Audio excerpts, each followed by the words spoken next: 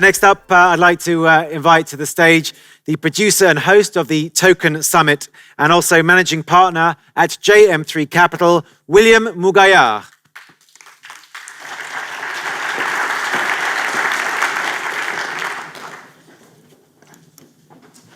Thank you.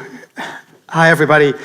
It's great to be here again on this stage. Exactly 7 months ago, I was here at the Blockchain Summit. How many of you were here 7 months ago at the Blockchain Summit in November? Just a few. Great. Some of you know me as well as the author of The Business Blockchain, which came out 2 years ago as the first major book on that topic, has been translated into 10 languages since then. And recently, I have a new position. I'm going to be running an investment division, a blockchain specific, out of Switzerland. So I am planning to move here as well. And just by way of disclosures, I need to tell you about my market activities, which are many. I am involved in a number of companies, so if I do mention a company as an example, I may be an investor or an advisor with it, and that comes with the territory. So what I want to talk to you about is the first question that I've been asking people now is there's a lot of talk about tokens, obviously. And the question is, are tokens really right now a distraction, or are they a catalyst to decentralization? So what do you think in your mind? Is there too many tokens and not enough blockchain, which is how I ended my talk 7 months ago, and I'm still seeing the same thing currently. And the way I answer the question is, it depends. If you are doing tokens 1.0, which is a distraction, or if you are doing tokens 2.0, which is applying tokens in ways that we could not see before, that we could not do before without the blockchain. So when I segment the activity of tokens in the blockchains right now, in the first segment at the bottom, you see a lot of startups right now. And I was there this afternoon listening to some of them across the street. They are startups, they are new companies, but they are trying to implement the old and existing processes on the blockchain. Just because you can do it on the blockchain doesn't mean that there is a need to do that. Like doing tickets on the blockchain, I ask why? What is the value add? And I'm not sure that everything that you see today on the web necessarily has a place on the blockchain, unless it is innovative. In the middle sector, you have old companies, existing companies that we know of today, big companies usually, and they all have new projects that are blockchain related. For them, that is the innovation, but in reality, they cannot innovate too much because everything stops at their business model. They will not change and they will not disrupt their business models. They will change it a little bit, they will save money, improve a process, make something faster, but they are not really doing the big innovation with a big I. The companies that I'm the most excited about and the ones that I'm involved with the most are the new companies, the startups that are doing new things that we could not do before without the blockchain. And that is really what we need to be focused on. And that's really where a lot of the innovation and a lot of the successes will come from. Unfortunately, a lot of the companies in the first quadrant are going to fail unless they change things dramatically. Why? Because it's very important to stay very, very true to what the blockchain has given us. The fundamentals of the blockchain have to be implemented. Otherwise, you are just faking it with the blockchain. Are you really replacing intermediaries? But not only that, not because you said in your white paper, I'm going to replace intermediaries, that I'm going to believe you. Is the value proposition really strong enough that replacing an intermediary with something new is going to bring users in? That is a key part. Are you providing some kind of liquidity in a new asset of some form? Because that's what the blockchain enables, peer-to-peer value liquidity. Are you doing something where there is now a way to record something on the blockchain? So there's a proof mechanism that you can go back and check. Are you automatically enabling the blockchain to enact the consequences of a business decision or a condition? That is where smart contracts come in. Because all they are is if this, then that. It's business logic with money attached to it. Are we letting the blockchain doing that? Is there a P2P, a peer-to-peer infrastructure down there? Are there nodes? Is there some infrastructure that is really relying on the blockchain underneath the implementation, whether it's a protocol or whether it's an application. Are you using some form of decentralized governance? And I'll talk more about that in a minute. And are you finally using new protocols that may be replacing the web protocols that we know of today? And finally, are you enabling the owners, the users, to have ownership themselves of digital value, of digital assets, of cryptocurrency, of tokens, where it is a right for them to do something? Of course, you can look at the marketplace and say, well, hey, we have raised, and this number is already outdated, we have raised $26 billion. And as you can see in this graph, the US is not anymore a dominant region for funding. The blockchain is a very global phenomenon. If you look at this graph, Europe is bigger as a single entity, specifically. And looking at it as of now, it is still going very strong, approximately $1 billion a month. This is as of the middle of June, so it is on track to continue this kind of funding going forward, at least as far as we can see it today. You can look at that and say, well, here's a lot of funding, but I am starting to look more at the new metrics now. I am not looking as much at these big numbers, because you can say this is just activity. Raising money is only the beginning. It's only the beginning. What are the new metrics that we are seeing now? Some of them are, well, look at this, 200 to 300 tokens are being created every day. More than 1 million people around the world have participated, consumers, into crowd sales that are crypto related. 20,000 smart contracts are being created every day. And do you know how many are being used every day today? Smart contracts? 1 million. 1 million smart contracts are being used today. That is a real sign of activity. For example, in the Ethereum blockchain specifically, 53% of the transaction types are coming from smart contracts. It means there's a function, there's an application, there is something going on there besides just passing money from one person to another. I mean, that is really a good sign of utility. CryptoKitties, as an example, the top application that is going on today in the digital asset space, has done 2.8 million transactions in the first 6 months since they started last December. This is real activity. So I'm not tracking anymore the macro view. Yes, you can track it, but what's more important now is what I'm looking at, what I'm focused on, is the traction view. Where is the traction? And the traction is really boils down to users, monthly, weekly, daily active users, total transactions, value of these transactions, the balances in the smart contracts, the balances in the wallets, blockchain rewards to users. This is an emerging model. Steemit, as a blockchain, has already rewarded $42 million to users. There are other applications coming up that are starting to reward users for doing something. If you think about it, the mining was the first reward, but mining is a reward that computers get, and the owners of the computers, of course. But this kind of reward aspect is really a native function of the blockchain. But the rewards are not just to computers and to owners of computers. The rewards are going to go to individuals, because that is the future of work. If we do work, and work means attention, spending time, giving data, doing something, that is real work, we should be getting compensated in cryptocurrency.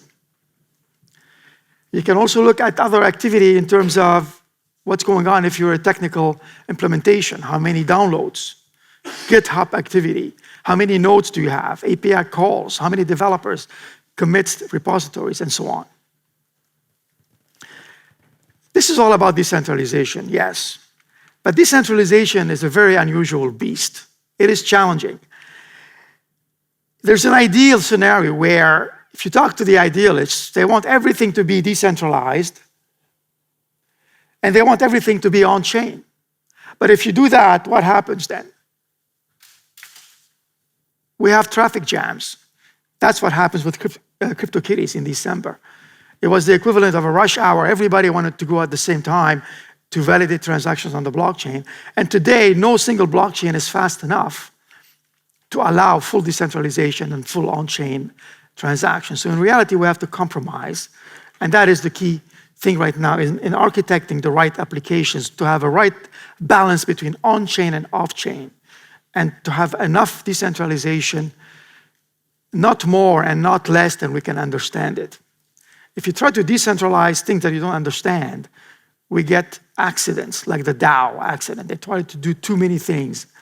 So let's take the first baby steps. Let's walk before we can run in terms of decentralization. There are some principles and ideals if you are writing a decentralized application, also known as DApp. And you can check up the boxes. You have only this, 1 or 2 or 3 or 4. And you don't have to use all of them, but you may have to use at least 1 or 2 or 3 of them. And the more you use these, the more decentralized your application is. Is the content totally distributed? Does the end user have ownership content? Not just ownership of the content, but do they have empowerment over what they can do with this content? Can they decide, well, who sees the content, under what conditions? Do they own their identity? Is there some kind of autonomy in the decentralized way of making decisions? Is the blockchain giving rewards and benefits to everybody, not just to a central entity? Like Facebook today is a central entity that is the only one that takes the rewards. On average, a person spends an hour a day on Facebook. And what do we get in return? Not much. They take our eyeballs, they aggregate it, and they resell it as advertising, and they make the billions of dollars. If Facebook were to be reinvented in the day of the blockchain, we would all be rewarded for giving them attention, giving them our data, giving them what we know. These are some examples. Obviously, now we have horizontal and vertical protocols that are specific to a function, like OpenBazaar is a decentralized protocol for e-commerce specifically. We have trading of native assets on the blockchain. We have decentralized exchanges like 0x. We have decentralized storage, computing, content, and so on. The list goes on, and that list is going to get bigger and bigger and longer. I wrote a recent blog post 2 weeks ago where I was highlighting all the directories now. It's kind of ironic. To find all the decentralized apps, we have to go to central directories to find them, because that is a dilemma. Decentralization is great, but it's a difficult thing for searching because it's all over the place, and we need to eventually get better at that. In the meantime, we are relying on some centralized directories. Nothing wrong with that, because it helps you to discover them, it helps you to be more aware about them, and I encourage you to go and consult these directories. You can go to my blog and startupmanagement.org/blog and see and refer to those. I even tweeted some new ones yesterday. But we need to be using all these decentralized applications. We need to start getting into the consumer blockchain. I wrote the business blockchain, and somebody was telling me last week, when is the consumer blockchain book going to come out? Well, we need to now get the blockchain into the hands of the consumers, but for them, they may not know that there's a blockchain behind the scenes. And that will be the best thing we can do. But in the future, a lot of the apps that you currently have on your smartphones are going to have wallets. And we're going to be gravitating to maybe 6 or 7 or 10 that we use every day that have wallets, that have some value in those applications. I'm going to go into a segment of my presentation where I talk about 3 areas: what needs to work, what needs more work, and what I think won't work, at least yet. What needs to work is standards. Standards are very important in the era of the blockchain, and we need to see more of them. Why? Because standards bring adoption. This is why the ERC20 has been adopted, because it has been seen as a standard. It's easier to adopt and implement standards where everybody is using them. So we need more of that. Scalability, lots of engineers working on scalability. Interoperability, we have to be able to now interoperate between different blockchains, where in the future you may not care or know what blockchain or blockchains are behind the scenes, passing the state from one to another, doing computation on one blockchain and maybe storage on another, and maybe validation on a third one, and so on. We're going to see the rise of new exchanges, new clearing houses. This is about a new financial system. We don't have to rely on the existing one. Every time the new system we are creating has to interact with the old system that we know of today, there is friction. And we don't want too much friction right now. Native assets are going to have many forms, whether they are in the creative aspects, in the finance, or in the physical, like fractionalizing a building or real estate. I see a lot of token types within a particular application. Steam did that 2.5 years ago. They had 3 types of tokens in the same application, and they were criticized. They were saying it's too complicated. No, now this is becoming a trend. I'm seeing the trend, you can call it hybrid tokens. And some companies are putting stable coins inside of the marketplace and another token outside, and there will be a linkage to both of them. The economics models have to be understood better. That is something we have to figure out. We're still in the very, very early stages of figuring out, now that the token is in operation, how do we model this economy? I'm seeing a lot of spreadsheets on that, but the reality is going to be when it goes to the market. What needs more work, I think, killer features. I keep hearing, I get pitches, and they say, well, we have this killer feature, this blockchain has this feature that's better than Ethereum or better than this. Well, it's not anymore about features now. It's really about ecosystems. And I said this when I talked to the Ethereum group, and I tell them, what is the most important feature about Ethereum? And it's a trick question. The answer, well, the most important feature about Ethereum is not a feature. It is their ecosystem. It is the number of developers, the number of startups, how much capital is going behind it, and the community and the support they get all over the world. And that is what is important more than a killer feature. The stable coins, I think, needs more work. We're in the early stages of that. And accidents are probably going to happen before we can figure it out. There's too much risk built into the stablecoin models that I've seen so far today. On-chain governance, I hear a lot about it. A lot of companies are trying to do that with like Aragon and others. I think it needs more work. We're in the early stages. I hope that we start to walk before we can run on those initiatives. And then I'll say it again, we have to understand the economic models. What won't work is boil the ocean approaches. Again, I get a lot of pitches. They say, well, we're going to change the whole, we're going to improve the supply chain market. It's $1 trillion market, and it has so many problems, and we're going to do that. We're going to change it with the blockchain. Or we're going to bank the 3 billion unbanked. Or we're going to, this industry is billions of dollars, and we're going to change it. Well, you don't start by doing that head on. No startups become successful by attacking the incumbent head on. Startups go under, they go around, they go over, they go in different areas where nobody is looking at them. And that's how they attack the market. When I get a pitch and they say, well, we have this one thing that we're going to do, and this is how it's going to allow us to enter the market. And then we're going to do this, and so on. That I get more excited about, because you cannot escape the product to market fit. No startup comes out the gate with a 100% accurate business model. They have to iterate to get to the right thing. And now we have tokens on top of the product to market fit. So not only you have to iterate on your product to market fit, you also have to iterate on your token to market fit. And that takes sometimes 2 years. So that's important.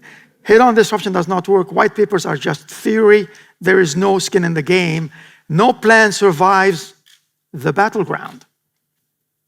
You have a plan, and then you go on the battleground, you get wounded, you get killed, and you have to change your plan. A lot of dressed up websites with a lot of advisors, more than the team. My red flag pops up.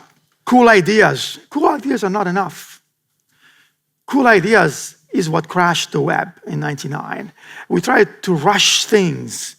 Accident happens when you speed, right? Same thing here. And I've been saying this recently. 3 years ago, the technologists, the blockchain technologists, were a bit ahead. They were promising us things about what the blockchain could do, but we did not have them. Now we have that. Today is the flip side. Today is the startup entrepreneurs and the business people are over-promising what the blockchain can do. And they are telling us things that may not happen for the next 5 to 10 years. So we have to be careful about that. And a lot of these projects today have no governance, no accountability. You cannot escape the startup laws. You need real mentors. You need real people that have had experience with startups to help you. Lots of support is required. And I'm seeing now more and more high valuations, too early, putting the cart before the horse, wanting to, I'm hearing the term, well, this is the token valuation. They say, they go on CoinMarketCap, they say, well, this company is valued at this, so we should be valued at the same from day one. That doesn't make sense to me. The sky is not the limit. Eventually, the reality will set. Let us start small and grow. You will give more returns to your early investors. Let's talk about regulation for a little bit, because I've been thinking a lot about this topic for the couple of years and interacting with regulators both here and in the US and in Canada. And there's this big thing about classifying tokens, and I was one of the first ones that started to classify them last year in a blog post I called Tokenomics. And since then, there's been a lot of attempts to classify tokens, but I am telling you right now, classifying tokens is not a good idea for regulating them. It is a good idea for understanding them. Because right now, the regulators are in the mindset of security. Everything is security, security. And of course, FINMA has said, well, you can have a utility, but they will give you a judgment on when the issuance happens, but then you have to have real utility at that time. Token utility is very simple. It's really a right, an ownership, some kind of work reward, or it's a currency. But a currency is also a utility. There's nothing wrong with that. So what I'm saying here is that we cannot apply the existing regulation and just interpret it, because that's the easiest thing to do. And I want to remind you that the regulator's job is not to invent and create new regulation. That is the legislators that do that. The regulators, their job is to interpret them and to apply them the best they can. That is why in the US, the SEC sees everything like a security. So they're trying to fit a square peg into a round hole. And that is a slippery slope right now. I wish there was more clarity about defining token utility. What this has done in the US, because the SEC has been very tough on public ICOs, it has pushed a lot of these projects into private placement offerings, meaning that they can sell these ICOs to accredited investors. And this is not a very good thing right now, because first, it's doing two things. It's pushing up the numbers, so they are saying, well, we can raise now 50 million, not 10 million from the public. And we can raise up to 100, and we can give ourselves any valuation we want, as long as we file the Reg G, and there's nothing there that says you cannot value yourself at whatever you want. So I'm seeing some very high valuations, and you're setting yourself up for failures, unfortunately. I would have loved to see more updating of the existing regulations, and maybe allowing some self-regulation. In Japan, there's more self-regulation going on. There, the government trusts more the industry. I like to see more government-to-industry cross-working groups. Maybe freezing regulation, giving some safe harbors for about a year under certain conditions, and recognizing that eventually, this thing is going to have to be recognized as a new asset class. Because a token is very different right now. A token has both capital appreciation properties and it has payment properties. There's no other asset today that has those same properties. It's like, imagine if you were to go to an Apple store and buy an iPhone with Apple stock. We can't do that. We use dollars or euros or francs to do that. But this kind of token that we are talking about today is at the same time a payment and something that appreciates. So what is it? It's a new kind of beast. Let's say it is, and let's try to define it better, more clearly. What's going on right now is we have the 4 spheres of regulation. North America is on one side, Europe obviously, and then Asia is doing their own thing, and then there's the alternative. places that are becoming very creative. Liechtenstein, Gibraltar. I'm going there next week to see really what's going on. Malta, Cayman, and so on. And there's a balkanization of regulation already here. I wish there was more harmony, but maybe it's a dream. So if you're a startup, you have to figure out, understand, am I better off doing it here or there or this, and a bit here, a bit there, and it's becoming a challenge. Where are we today in terms of this evolution? I think we are still here in the installation phase, and this is no different than any major technological phases. This is the model that Carlota Perez has written about for many years. And the idea is when there is a new technology that comes in, everybody rushes to install the technology. This is what happened with the web. And then we overshoot. We install too much, we try to hype it up, and then there is usually a crash or a break. But then we go into a long period of prosperity in the deployment phase. And we're just towards still the installation phase today. And you can look at this from an infrastructure, middleware, application perspective. Where are we? And now we can look at real usage. And these are just some examples. These companies, these projects have real usage. You can go and say, well, Ethereum is doing so many transactions per day, so much is going to smart contracts. You can go to Golem, to Maker, Blockstack, you can see the real activity. You can go to CryptoKitties, you see the activity. OpenBazaar has had more than 100,000 downloads. Kik could become the next most used token by the end of the year. Steemit has already deployed and given real dollars to its users. Whatever you do in your projects, we should not forget what is the reason for the blockchain, really. Why is this generating so much excitement? It's because there is a promise here. There's a promise that the blockchain can give us a better world than the one that we have today, in the same way that the web has given us a better world than the one we had before it. So let's not forget that.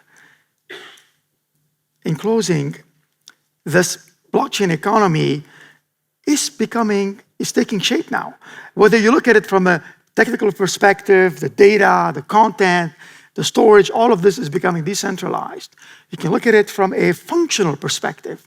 What we are doing now, we are earning things, we are spending things on the blockchain. Our work is being rewarded. We are sharing the benefits. We are getting rewards. And if you look at every industry is being disrupted, whether it's finance, it's law, governance of nations, industry specifically, trading. This is really happening right now. And we have to be proactive and doing it because the Stone Age did not end for lack of stones, right? It was new technology that moved us further. And so we have to have the new technology. The new decentralized technology has to be more proactive. We're not going to wait for the central entities to die. They're not going to die. We still have stones today, but we are more advanced. So let's do that. Thank you very much.